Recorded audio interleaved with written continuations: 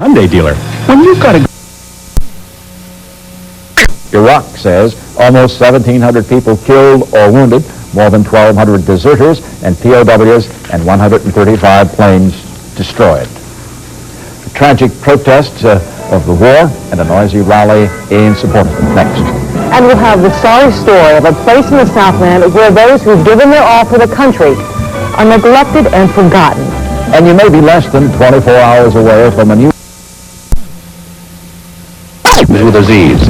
The president, who began his day in Kennebunkport with one last brisk walk on the beach, set the tone early on by declining to discuss the meetings in Moscow. Those who want to have a little news, I'm not going to make any today at all. I have nothing to say about the Soviet matter. So we're just going to exercise. We're not going to take any questions. Pure R&R today. Presidential aide said the U.S. was not told in advance what the Soviet peace plan contains, but there was little optimism at the outset that a diplomatic breakthrough could avert a bloody ground war. White House spokesman Marlon Fitzwater saying all our hopes at this point are in the conflict in the air and on the ground in terms of driving Saddam Hussein out of Kuwait. Fitzwater said a ground campaign has been anticipated all along, and we're fast approaching that point. With U.S. and allied ground forces poised to attack, the White House says the one thing at this point that can change the course of the war, an immediate, unconditional, massive Iraqi withdrawal from Kuwait. The guarded U.S. response to the Soviet diplomatic effort provides little insight into official thinking here. Presumably, if the administration found something unacceptable, it would say so. Fitzwater says the U.S. wants to take a look at the Soviet plan, but adds the war goes on. Frank says no CNN, the White House. Iraqi Foreign Minister Tariq Aziz is scheduled to meet with Iranian President Hashemi Rafsanjani Tuesday in Tehran before returning to Baghdad. Aziz is carrying with him a peace offer by the Soviet Union. The German newspaper Bild reports the offer contains 4 main points. A Kremlin spokesman later confirmed the report is fairly accurate. Those points are, first, a withdrawal from Kuwait. Second, the Soviet Union would guarantee Iraq's territory and borders. Third, the Soviet Union would oppose any further punitive measures against Iraq. And finally, a pledge to discuss other issues in the Middle East at some future point. The Soviet Union reportedly has indicated that points 2 through 4 are not necessarily binding on the U.S.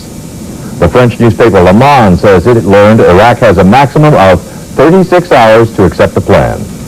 U.S. military sources say fighter pilots are destroying Iraqi tanks and artillery pieces faster now than they were at the beginning of the war.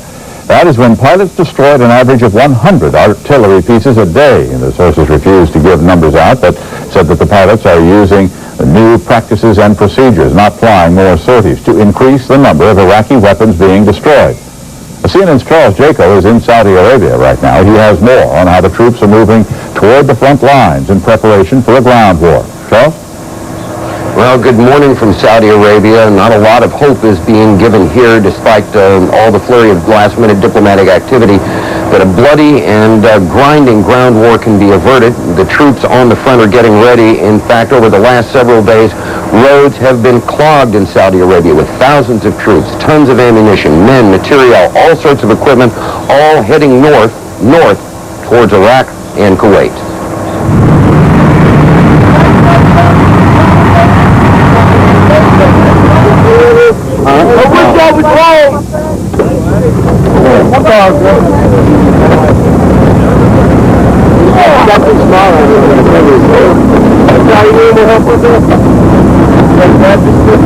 I'm tired of sitting around. We've been sitting around for about, I got here about 2 months ago.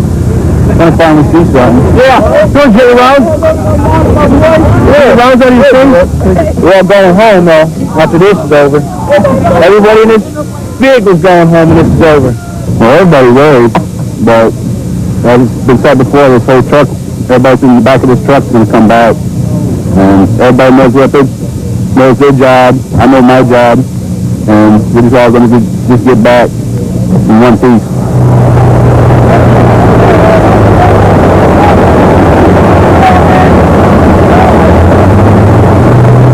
So all you got to do is pray to God and he'll lead us through this, just like when our homeboy did. So all day long. That's faith.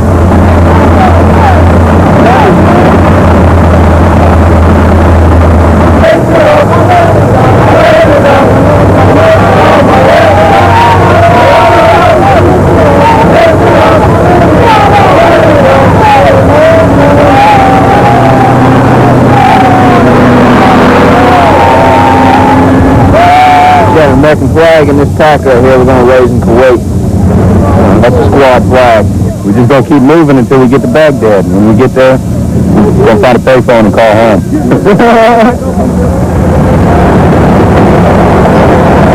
I'm doing steering. Steering so they forget soon. We're here for.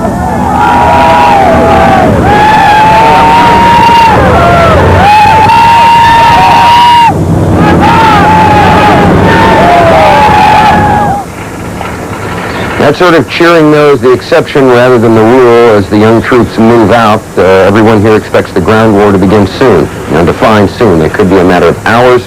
It could be a matter of days. Plans are being made for all sorts of things, including the possible surrender of Iraqi troops. Now, the question has been asked with their communications knocked out, how do the troops surrender? One U.S. officer I talked to said their choice is simple: surrender or die. We've gotten indications that the U.S. is trying to advise the Iraqi troops if they want to give up, wave whatever white they have, flags, shirts, even underwear, put out white panels on the ground, and try, if they can, to talk in English on their VHF radios that we're giving up, we've had enough. Intelligence reports from captured POWs indicate morale is low. On one hand, that might mean that a lot of Iraqi troops might surrender, but Allied forces here I've spoken to aren't taking anything for granted. They're planning for the worst case, that is a grinding, bloody land war on several fronts, possibly amphibious, possibly due south from Saudi Arabia, possibly punching into Kuwait from the west, possibly all at once. If they know, they're certainly not telling us because they don't want the Iraqis to know. Charles Jaco, CNN, reporting live from Saudi Arabia. Charles, Mr. Gorbachev seems to have given an indication, what with this 36-hour timetable. I wonder if you might just speak for a moment about any sense of anticipation that's out of the norm right now. Well, there's been a sense of anticipation out of the norm for the past week or so around here. Preparations have been in a flurry for what no one knows. There have been rumors flying all over the place. If you remember, the UN deadline passed on January 15th, and on the 16th, the air war started. The U.S. Told the Soviets that they would hold off until after the Tariq Aziz Gorbachev meetings were finished. Well, those meetings are finished.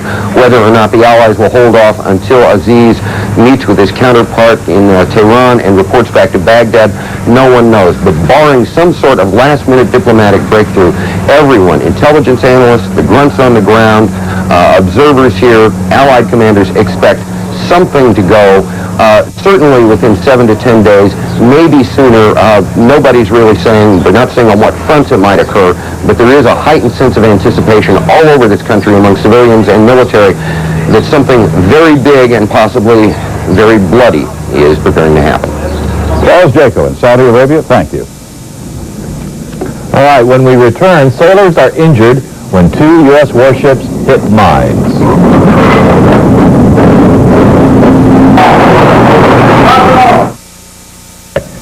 They are saying the USS Princeton may have been damaged by what's called an influence mine. Now, that is the kind that explodes when triggered by either a ship's sound or magnetic attraction. Earlier in the day, the USS Tripoli had a hole blown in its hull after hitting a mine in the Persian Gulf. All the holes were huge explosions, and kind of cheered me out of my rack, and I was like, oh man, this is it. We hit a mine. And the first thing I thought of was getting into my general quarters gear, grab my gas mask, and I figured out my flash gear, and I rubber ducky to monster hope for the best. A total of 7 sailors contaminated as a result of bombing. Meanwhile, hospitals in Baghdad are reportedly overflowing with patients due to bombing. Iraqi officials say they have now counted 350 bodies from last Wednesday's bombing of a bunker that was being used as a shelter by civilians. Israeli officials are ending the daytime portion of a curfew imposed on Palestinians in the occupied territories and will allow Palestinian schools to begin reopening. The curfew, which was imposed when the Gulf War began, has prevented thousands of Palestinians from traveling to their jobs in Israel. We now go live to CNN's Linda Scherzer in Jerusalem, where it is Tuesday morning. Linda? Good morning, Charles. This is the first time since the war started, more than a month ago, that schools are reopening. However, only some of the 500,000 Palestinian school children will be allowed back to class. The Army is allowing grades 1 through 4 on the West Bank and grades 1 through 3 in the Gaza Strip to resume their studies. You'll recall that when the war started, all 1.8 million Palestinians were confined to their homes, allowed out for only a few hours each day.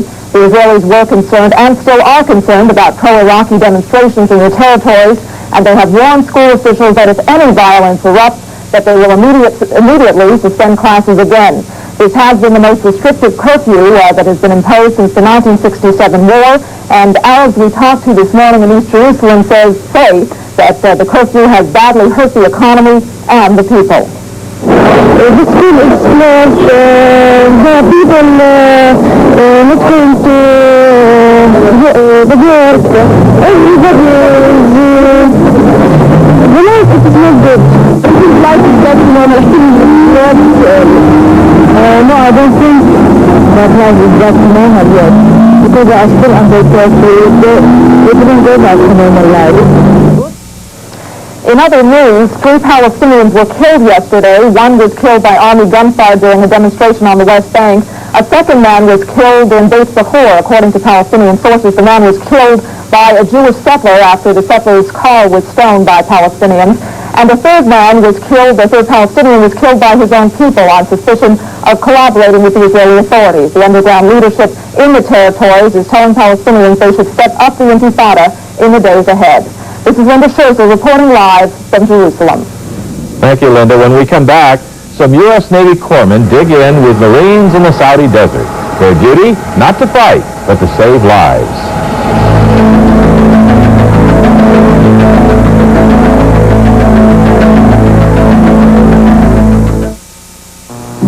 On those extended business trips, nothing is worse than feeling stranded in less than ideal accommodations.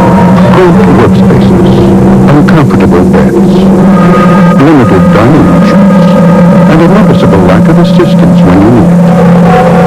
Perhaps you should try Red Lion hotels, located throughout the West, wherever business is done. An indication that Saddam Hussein's intent was not to engage the coalition forces in a war that he could not hope to win, but rather to use this conflict only as a mechanism by which to raise his esteem in the Arab world. This he has accomplished while successfully keeping intact most of his military force. To let Saddam off the hook now would leave the world in a more dangerous state than ever before. That letter from Rob Grant of San Jose. This viewer writes, having spent 6 years working on and with tactical nuclear weapons, we can't help but wonder why nobody is more specific when talking about the possibilities of using a weapon in the Gulf War. The way the term tactical nuclear weapon is so lightly used, a person not aware of its devastating power could have the impression that a tactical nuclear weapon would do minimal damage. We feel it is your obligation to let your viewers know that one such missile or bomb is approximately 15 times worse than the bomb dropped in Hiroshima. That letter from Lizardbrook, Holland. Our next letter, we feel the United States had no business in Vietnam, Nicaragua, Panama, or Grenada, but there were sound strategic reasons for being in the Gulf at this time. There's no question in my mind that Saddam Hussein is a megalomaniac who, after invading Iran and costing the lives of hundreds of thousands of his fellow Muslims and billions of dollars, attacked the Kurds, his own countrymen, with poison gas, then invaded Kuwait after promising he would not. He would have invaded Saudi Arabia, or at least through intimidation control most of the world's oil. He was working day and night to develop nuclear weapons and would not have hesitated to use them. He would have used his control of oil to wreak havoc on the world economy. A letter from Soquel, California. And if you would like to fax a letter to CNN concerning the Gulf War, the phone...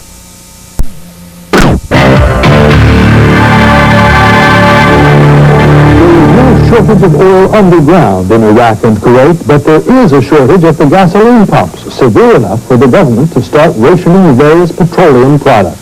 The only reason behind that is to ensure that we will have enough of the additives and the chemicals that we require to produce these products for as long period as it is required. The United Nations trade embargo has cut off imported chemicals and equipment used in oil refining.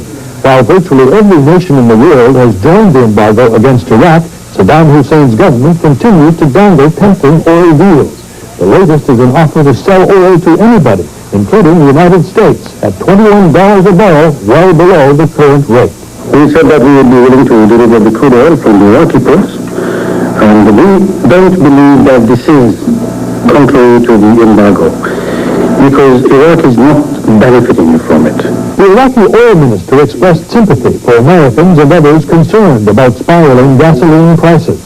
And I hear that in the United States, a gallon of gasoline is being sold at so much higher prices than what it used to be a few weeks ago.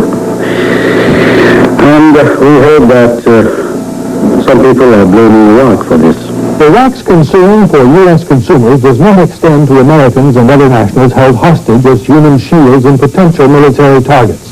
Iraq also says it will punish outside nationals in Kuwait who fail to report to authorities. Some 2,000 Americans are believed to be hiding in that country. Former British Prime Minister Edward Heath is the latest well-known figure to go to Baghdad in the hope of winning release of Saddam Hussein's hostages. Well, I'm here because I was approached first by the relatives, and they approached the Foreign Secretary at the same time.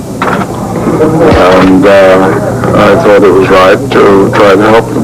The United Nations is discussing resolutions demanding that Iraq free its hostages, pay for damages in Kuwait, and allow resupply of embassies there. Another UN resolution would bring Saddam Hussein to trial as a war criminal. Meanwhile, President Bush, out campaigning for GOP candidates, ran into a small army of hecklers protesting the use of U.S. troops to defend oil kingdoms of the Persian Gulf. You know, some people never get the word. The fight isn't about oil. The fight is about naked aggression that will not stand. The president was later briefed by Yevgeny Primakov, a top Kremlin advisor who recently talked with Saddam Hussein, apparently without result. No message from Saddam Hussein because I'm not a messenger. The Soviet government has supported the UN sanctions against Iraq, but seeks a non-military solution to the crisis.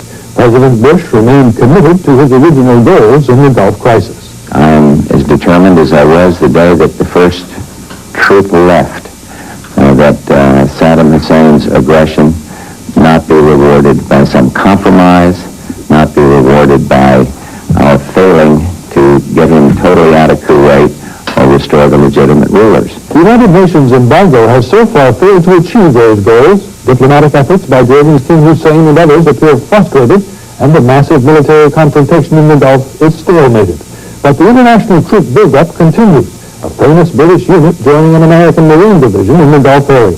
And the possibility of a shooting war remains real.